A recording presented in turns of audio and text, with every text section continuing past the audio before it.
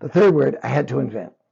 I looked for another P word, one that started with P and ended with ATE, and I went to ChatGPT and I asked them to come up with a word for this that would say what I wanted to say, and they couldn't come up with one. But they came up with one that was close. And so I've adapted what it said in the AI program.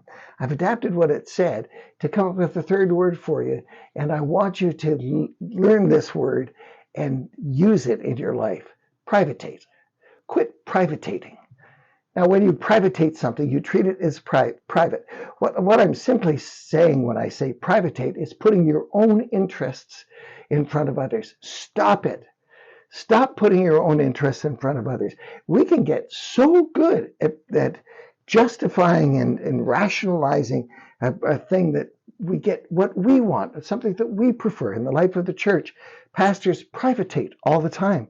They say, well, I think that it's better to sing this song than that song, just because they like it better. Not because the words are better, not because the music stirs people more, just because it happens to be their favorite. The church is not a place for anybody to put their agenda in front of others and privatate things and make them public. Take what's inside of you and put it out there, putting your own interests first. And it's for life that privatating will eat people up. Privatating is really selfishness, putting my own things first rather than the people around me. Possessiveness, hanging on to my own stuff. It clearly is something that is sinful according to Jesus. And it is. When I put my own interests first, it is wrong. Now, there are times when the thing that I think or know is actually the right thing to do, but not because it benefits me personally, because it benefits the whole, not just the individual. Jesus said, for example, give to the one who asks you. What do you think he meant when he said that? I think what he meant is you give to the one who asks you.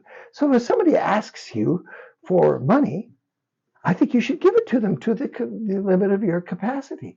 It's really hard to ask people to help people.